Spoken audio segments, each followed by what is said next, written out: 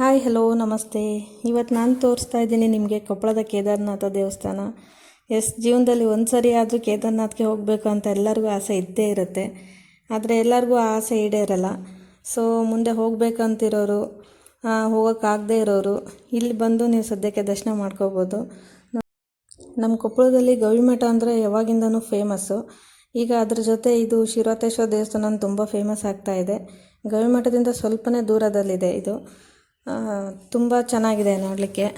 ಅದೇ ಹೇಳ್ತೀನಲ್ಲ, ಅಷ್ಟು ಪ್ರಶಾಂತವಾಗಿರುತ್ತೆ ಅಂದರೆ ಅಷ್ಟು ಪ್ರಶಾಂತವಾಗಿರುತ್ತೆ.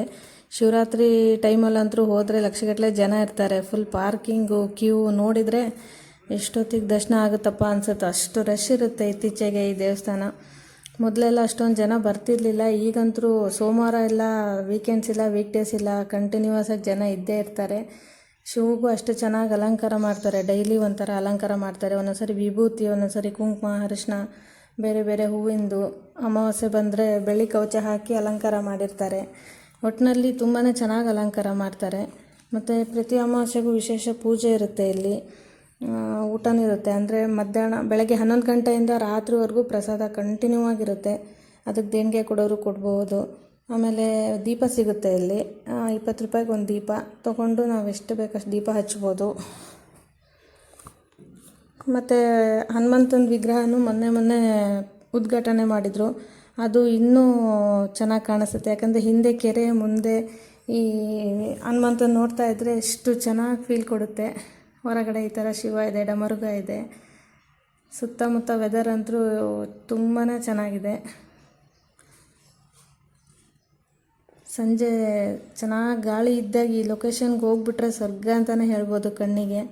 ನಾವಂತರೂ ಅದೆಷ್ಟು ಸರಿ ಹೋಗ್ತೀವೋ, ಎಷ್ಟು ಸರಿ ಬರ್ತೀವೋ ಲೆಕ್ಕನೇ ಇಲ್ಲ. ನೆನೆಸ್ಕೊಂಡಾಗೆಲ್ಲ ಹೋಗಿ ಒಂದು ತಾಸು ಕೂತ್ಕೊಂಡು ಆರಾಮಾಗಿ ರಿಲ್ಯಾಕ್ಸ್ ಮಾಡ್ಕೊಂಡು ಬರ್ತೀವಿ. ಒಂದೊಂದು ಸರಿ ಏನಾದರೂ ಸಂಜೆ ಹೊತ್ತಲ್ಲಿ ತಿನ್ನೋಕೆ ತೊಗೊಂಡು ಹೋಗಿರ್ತೀವಿ. ದರ್ಶನ ಮಾಡಿಕೊಂಡು ತಿನ್ಕೊಂಬರ್ತೀವಿ. ಇಲ್ಲಿ ವಿಶೇಷ ಏನಂದರೆ, ದರ್ಶನ ಮಾಡಿದ ತಕ್ಷಣ ಪೂಜಾರು ನಮಗೆ ಹಣೆಗೆ ಗಂಧ ಹಚ್ತಾರೆ. ರಿಯಲ್ ಕೇದಾರನಾಥಲ್ಲಿ ಒಟ್ಟು ಗಂಧ ಹಚ್ತಾರಲ್ಲ, ಅದೇ ಟೈಪು ಇಲ್ಲಿನೂ ಗಂಧ ಹಚ್ಚೆ ಕಳಿಸ್ತಾರೆ. ಯಾರು ದರ್ಶನ ಮಾಡಿದ್ರು ಹಾಗೆ ಕಳಿಸಲ್ಲ. ಕುತ್ಕೊಳಕ್ಕೆಲ್ಲ ಚೆನ್ನಾಗಿ ಈ ಥರ ಬೆಂಚೆಲ್ಲ ಇದೆ. ಕೆಳಗೂ ಕುತ್ಕೊಳಕ್ಕೆ ಚೆನ್ನಾಗಿದೆ. ನೀರಿನ ವ್ಯವಸ್ಥೆ ಇದೆ. ಒಟ್ಟಿನಲ್ಲಿ ತುಂಬ ಚೆನ್ನಾಗಿದೆ. ಇತ್ತೀಚೆಗೆ ನಮ್ಮ ಮೈಸೂರು ರಾಜರಾದ ಯದುವೀರವರು ಬಂದು ಭೇಟಿ ಕೊಟ್ಟರು ಈ ದೇವಸ್ಥಾನಕ್ಕೆ. ಅದು ಒಂದು ಹೆಮ್ಮೆ ನಮಗೆ.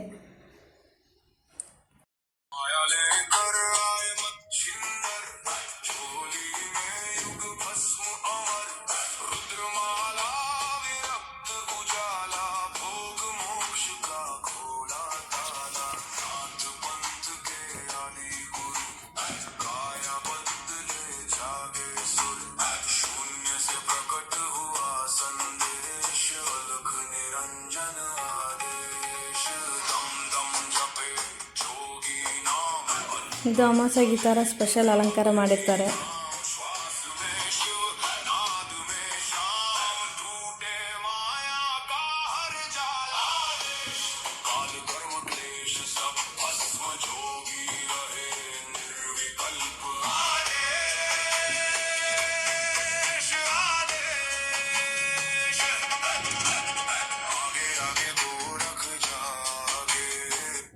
ಹಗಲೊತ್ತಲ್ಲಿ ಹೋದರೆ ಒಂಥರ ಕಾಣುತ್ತೆ, ಸಂಜೆ ಹೊತ್ತಲ್ಲಿ ಹೋದರೆ ಒಂಥರ ಕಾಣುತ್ತೆ. ಎಷ್ಟು ಚೆನ್ನಾಗಿರುತ್ತೆ, ಅಷ್ಟು ಚೆನ್ನಾಗಿರುತ್ತೆ, ಹೇಳೋಕ್ಕೆ ಸಾಧ್ಯ ಇಲ್ಲ. ಅದು ಎಲ್ಲರೂ ಒಂದ್ಸರಿ ಭೇಟಿ ಮಾಡಿ, ಕೊಪ್ಪಳಕ್ಕೆ ಬಂದಿರಿ ಅಂದರೆ ಕಂಪಲ್ಸರಿ ನೋಡ್ಕೊಂಡು ಹೋಗ್ರಿ. ಇನ್ನು ಈ ಕೆರೆಯಲ್ಲಿ ಬೋಟಿಂಗ್ ವ್ಯವಸ್ಥೆ ಕೂಡ ಇದೆ. ಡೈಲಿ ಇರಲ್ಲ, ಬಟ್ ಜನ ಜಾಸ್ತಿ ಇದ್ದರೆ ಬಿಡ್ತಾರೆ. ಅಮಾವಾಸ್ಯೆ ಹುಣ್ಣಿಮೆಗಂತೂ ಕಂಪಲ್ಸರಿ ಇರುತ್ತೆ. ಲೈಫ್ ಜಾಕೆಟ್ ಎಲ್ಲ ಕೊಡ್ತಾರೆ. ಒಂದು ರೌಂಡ್ ಬೋಟಿಂಗ್ ಆಟ ಆಡಿ ಬಂದರೆ ಇನ್ನೂ ಚೆನ್ನಾಗಿ ಅನಿಸುತ್ತೆ. ನೋಡಿ, ಟೆಂಪಲ್ ಎಷ್ಟು ಚೆನ್ನಾಗಿ ಕಾಣ್ತಾ ಇದೆ. ಕೆರೆ ಸುತ್ತಮುತ್ತ ಗುಡ್ಡ ಚೆನ್ನಾಗಿದೆ ನೋಡೋಕ್ಕೆ. ಸೊ ನೆಕ್ಸ್ಟ್ ಟೈಮ್ ನೀವು ಯಾರಾದರೂ ಈ ಕಡೆ ಬಂದರೆ ಕಂಪಲ್ಸರಿ ಮಿಸ್ ಮಾಡದೆ ನೋಡ್ಕೊಂಡು ಹೋಗಿ. Thank you for watching my video. Stay tuned for next video. Bye.